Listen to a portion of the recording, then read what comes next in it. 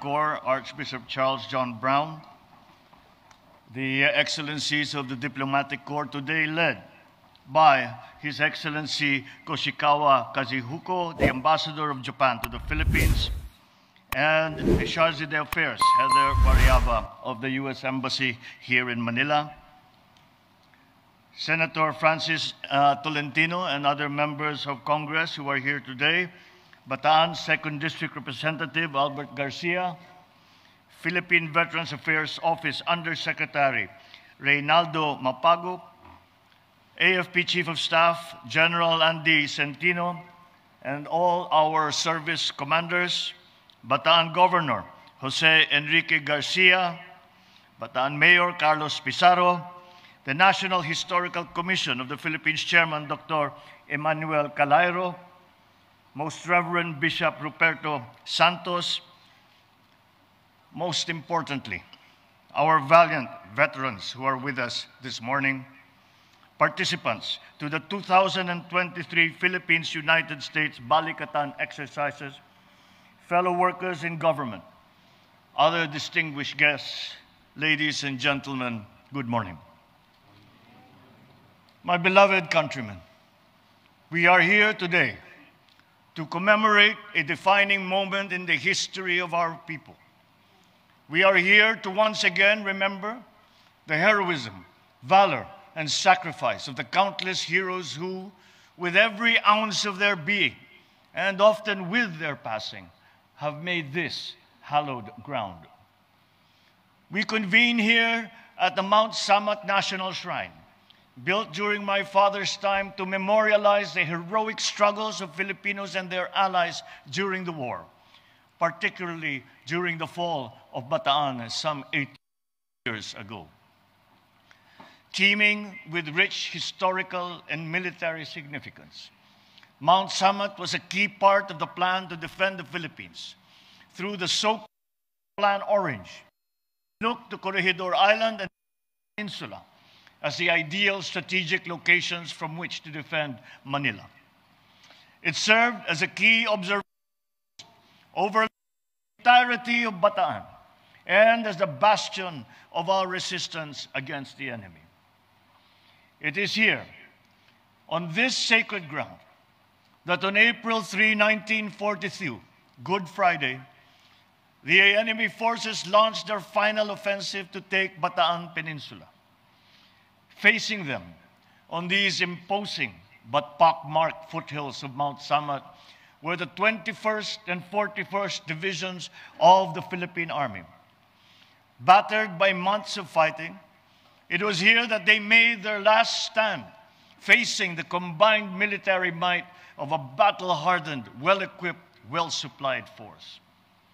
For 6 days, our soldiers fought bravely with almost superhuman endurance, fighting not only with the power of their arms, but with the faith entrusted to them by their fellow Filipinos.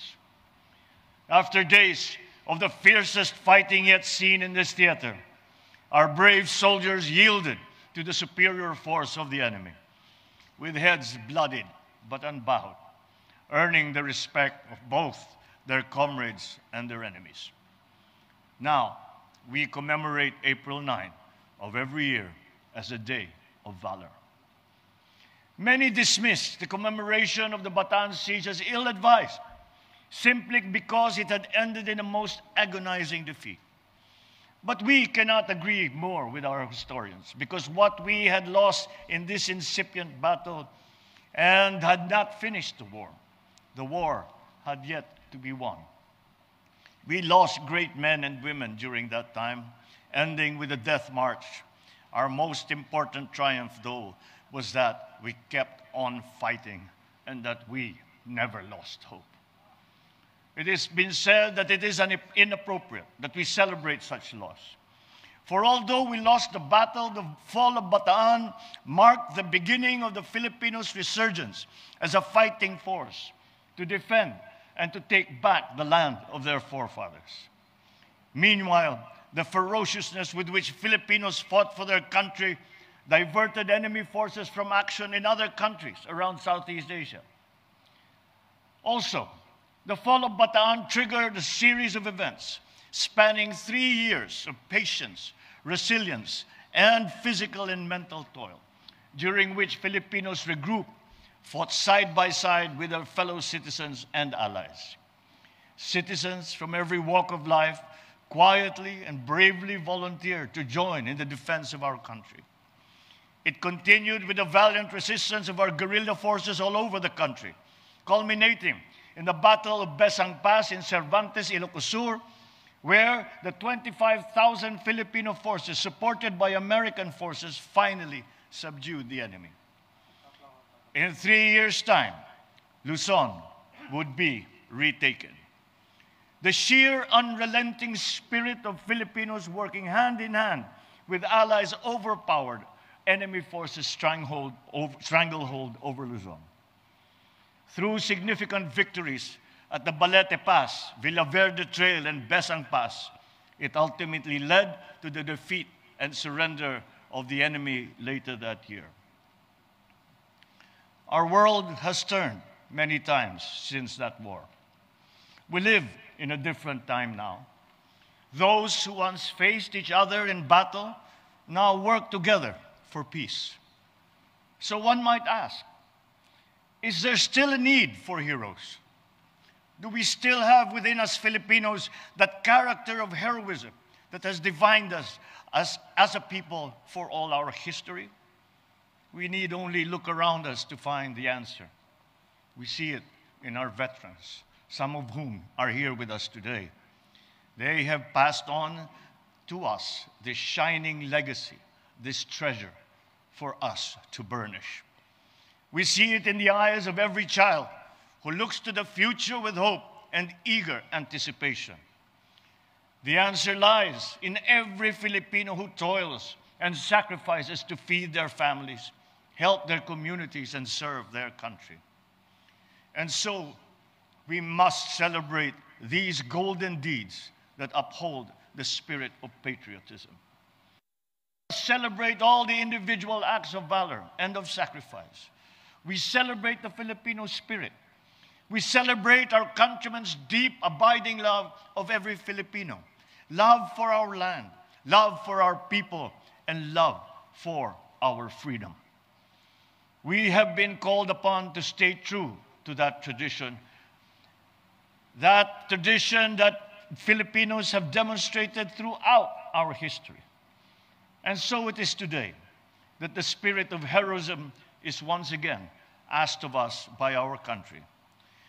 Perhaps not in the grand acts displayed on the field of battle, but in the everyday challenges that we must face to defend ourselves, to defend our people, to defend our country.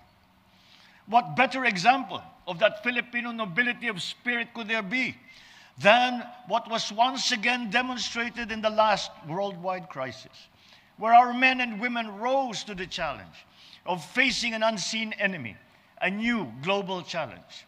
Once again, Filipinos showed the world our purity of spirit and of compassion by willingly putting themselves in peril in the service of others. So have faith.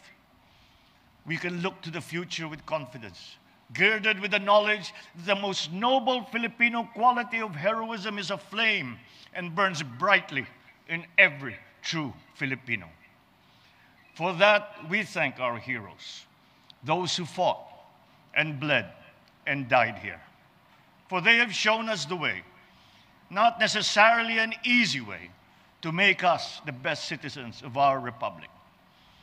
So let us tread that path together, united by our faith in God and our love of country. Mabuhay ang bayaning Pilipino, mabuhay ang ating mga veterano, mabuhay ang Pilipinas.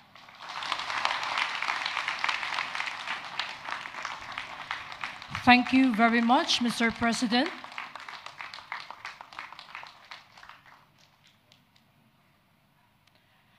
Ladies and gentlemen, this ends today's 81st commemoration of the Araw ng Kagitingan. Ang aming taus-pusong pasasalamat sa inyong lahat sa pakikiisa sa pagunita ng Linggo ng mga Veterano at sa Araw ng Kagitingan. Nais po nating pasalamatan muli ang ating butihing Pangulong Ferdinand R. Marcos Jr.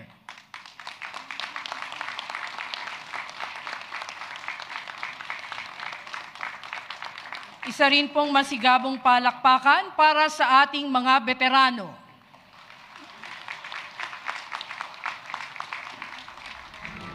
Mabuhay ang ating mga veterano, mabuhay ang bansang Pilipinas. Isang mapagpalang araw ang sumaating lahat.